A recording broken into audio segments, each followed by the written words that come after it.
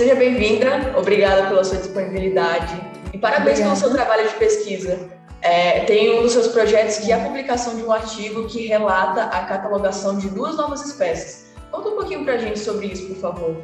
Então, eu tenho trabalhado com descrições de espécies novas durante a minha carreira. Eu trabalho com minhocas marinhas, o nome que a gente dá a elas é poliqueta, então elas são chamadas de poliquetas. E eu estou no processo de escrever 2 espécies, com homenagem à professora doutora Zafira da Silva de Almeida.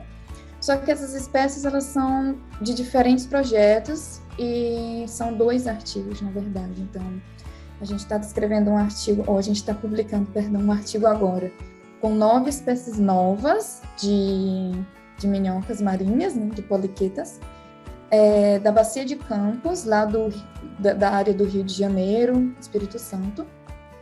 E uma dessas novas espécies, em uma delas a gente homenageia a professora Zafira e colocou o nome da professora Zafira como em homenagem a ela, e também nas outras espécies também tem outras homenagens e outros nomes também que a gente escolheu. Então, uma dessas espécies se chama Kierkegaardia zafirae, na pronúncia do latim, e está nesse trabalho que vem do projeto de prospecção da biodiversidade da Bacia de Campos, de Mar Profundo.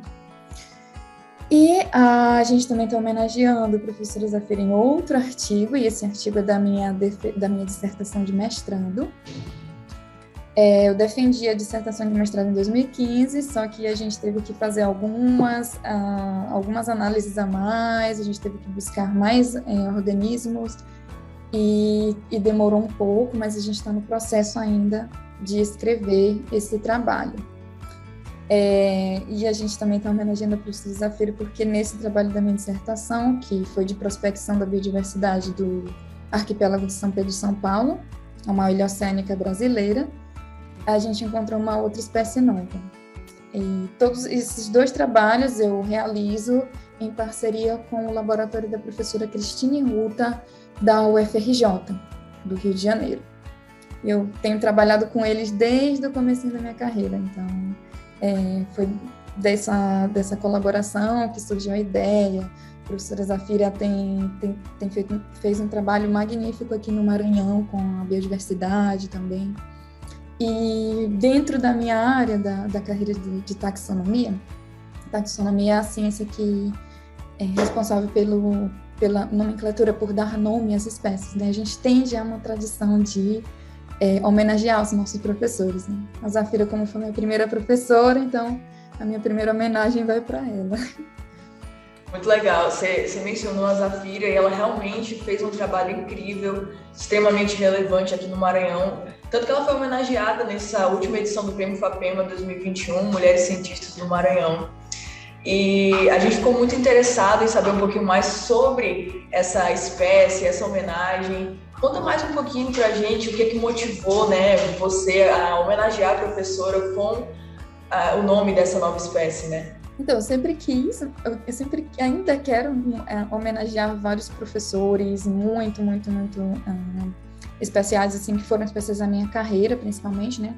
E essa ideia de homenagear a professora Zafira partiu dessa minha vontade, principalmente, né, de começar a homenagear, e também porque foram trabalhos em que eu realmente estive liderando ali. Por exemplo, da minha dissertação de mestrado, foi eu que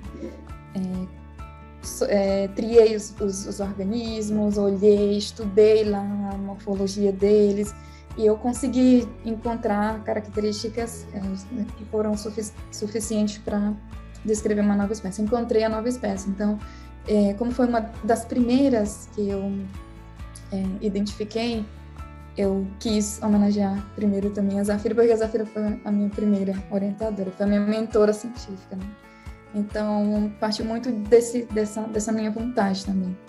Eu sei que dentro da taxonomia desses organismos, em especial, os poliquetas, existe sempre essa tradição, alunos homenageando professores, e aí eles estão professores, outros alunos homenageiam, mas eu sempre achei que a Zafira, ela lutou muito pelo desenvolvimento do Maranhão, não somente ao desenvolvimento científico, mas também até econômico mesmo, contribuindo para as comunidades pesqueiras. E ela foi a minha professora de zoologia, sabe? E é em zoologia que a gente estuda isso. Então, eu não tinha uma professora tão ideal assim para homenagear a minha primeira espécie. Não foi a minha primeira espécie descrita, né, a primeira espécie que eu encontrei, mas a gente, por exemplo, não pode descrever uma espécie se a pessoa é autora. Então, foi o meu primeiro trabalho em que ela não foi autora do trabalho e eu pude, enfim, homenageá-la. Porque a gente tem isso, assim, geralmente, se os autores estão ali, obviamente a gente não coloca o nosso nome nas espécies. Então, foi a ideia surgiu primeiro da minha dissertação de mestrado. Só que na pesquisa a gente nunca sabe qual o trabalho que vai sair antes, né? A gente pensava que esse ia sair antes, aí não saiu.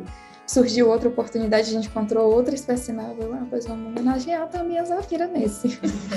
E aí a gente acabou homenageando com 2 espécies e vamos ver mais. Aí eu não sei os meus projetos futuros na área de taxonomia, mas tem outras oportunidades também. Posso encontrar outros organismos que de repente eu vou também homenagear ela novamente. É muito legal ver os frutos disso. Isso. E sobre a sua carreira, né? Você tem uma carreira de pesquisa no Brasil e no exterior. Conta um pouco pra gente sobre a sua trajetória, por favor. Então, eu comecei no laboratório da professora Zafira.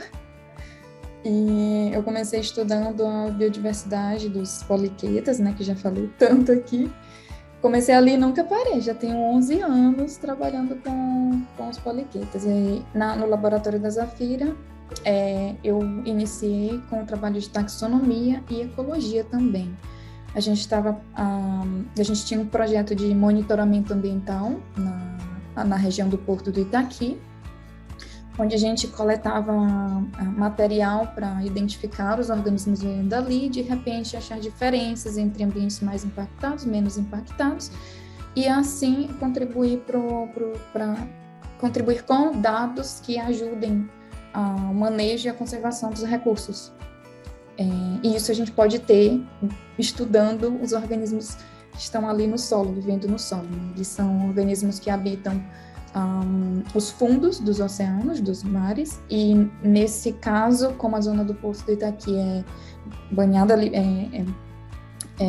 dominada por manguezais, a gente estudava os organismos dos manguezais. Eu sei que ainda existem estudos, que o laboratório continua trabalhando nessa linha, e eu comecei ali. Eu fui uma das primeiras a trabalhar nessa linha de pesquisa lá no laboratório da Zafira.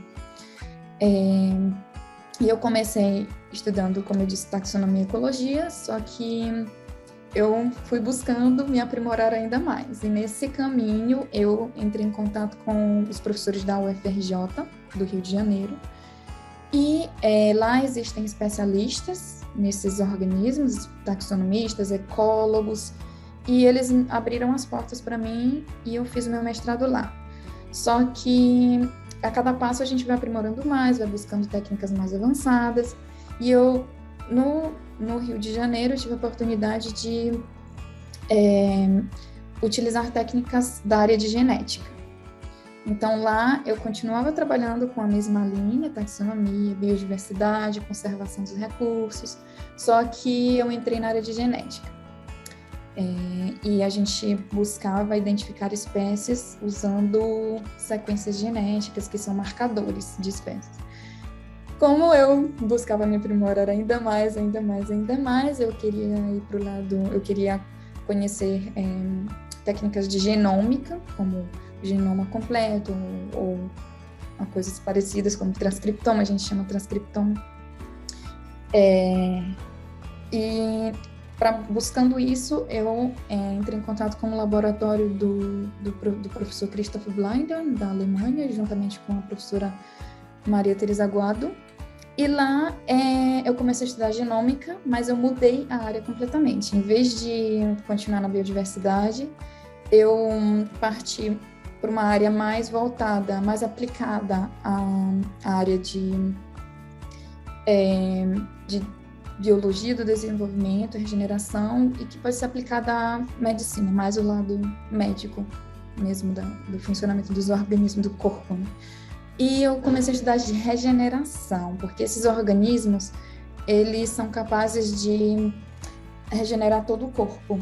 Eles são capazes de regenerar a cabeça, a cauda, e o meu interesse era nas bases genéticas desses processos, que são muitas vezes conservados em muitos organismos, incluindo nós, seres humanos. Então, eu me interessei por isso e estou me especializando ainda mais na parte genômica, porque de lá a gente pode tirar muita informação sobre como esses processos metabólicos acontecem no momento da regeneração. Isso pode ajudar a gente a entender como nós regeneramos também e por que nós não regeneramos, que é também outra coisa. A gente é capaz de regenerar alguns órgãos, por exemplo, o fígado, mas a gente tem problemas de regenerar outros órgãos. Então, eu entrei nessa área e pretendo continuar. Faz tempo que eu não estudo, assim, dentro dos meus projetos de pesquisa, a parte de biodiversidade, mas como eu tenho colaborações e como eu tenho conhecimento, eu continuo ajudando outros grupos. Mas como líder mesmo, eu continuo na genômica, na regeneração e desenvolvimento. Atualmente, eu estou mais interessada nos processos de diferenciação celular, então eu busco as vias genéticas responsáveis por esses processos de diferenciação celular, de como as células-tronco se organizam no momento da regeneração e como todo esse processo acontece, mas sempre vendo o lado genético, né? O que acontece ali, quais são os mecanismos responsáveis. E atualmente eu estou fazendo meu pós-doc também nessa área, mais voltada para a regeneração das células que estão responsáveis pela formação dos gametas, né? dos óvulos, dos espermatozoides. Esses organismos têm tudo isso, tá? Só para deixar claro. Então, cada dia eu vejo que a gente se parece mais com esses bichos e com essas minhocas. A gente pensa que a gente é muito diferente, mas muitas coisas a gente tem muitas coisas parecidas também nesse processo biológico que eu estou estudando. Legal. E com certeza esse trabalho tem um impacto grande para a sociedade, tem um retorno legal. Você pode falar para a gente sobre isso? Quais são os principais impactos que você acredita que esse trabalho, esses projetos têm para a sociedade? Então, a minha linha de pesquisa é ciência básica, né? Primeiro, para deixar claro. Então, muitas vezes, a gente não vê a aplicação direta e realmente não tem aquela aplicação direta como é vista em ciências mais voltadas para tecnologia, em produção de tecnologia. A gente produz conhecimento básico. E tanto na área de biodiversidade, que é a minha área mais básica, eu vim da biodiversidade, né? Quanto a área mais das ciências da saúde, a partir, por exemplo, da regeneração, ambas a gente não encontra uma aplicação muito direta. Mas, por exemplo, para a biodiversidade, todos os trabalhos de prospecção da biodiversidade, o fato de conhecer novas espécies e de conhecer onde elas estão e como elas estão, pois eu sei que a gente não encontra uma aplicação uma aplicação agora, por exemplo, mas que de repente podem ser no futuro, alguém pode encontrar alguma coisa. Eu falo muitas vezes quando as pessoas não entendem muito esse tipo de aplicação, eu uso o exemplo dos fósseis, que os fósseis são estudados há muitos anos, mas eles encontraram, por exemplo, uma aplicação depois de séculos, encontraram uma aplicação, por exemplo, quando a gente faz prospecção de petróleo. Então, assim, eu nunca sei como as espécies que eu estou descrevendo vão auxiliar, mas, de repente, no futuro isso pode acontecer, né? A outra aplicação que eu vejo muito é a aplicação ambiental. Por exemplo, com os estudos no laboratório da professora Zafira, a gente descobriu diferenças na distribuição dos organismos em ambientes mais impactados e menos impactados. A gente descobre, por exemplo, que uma espécie está quase entrando em extinção. E isso a gente só pode descobrir se a gente prospectar, se a gente buscar, se a gente tiver um acompanhamento dessa fauna. Isso pode ajudar a gente a encontrar estratégias na conservação dos recursos, na conservação desses manguezais, e inclusive predizer, ou fazer predições de quando isso vai ser tão impactado, esse ambiente vai ser tão impactado que a gente não vai mais poder utilizar, para poder minimizar esses impactos. E para a gente poder continuar utilizando esses recursos. Isso é muito importante também. E essa é uma das implicações que eu acho uma das mais lindas, mais bonitas assim, da ciência ambiental.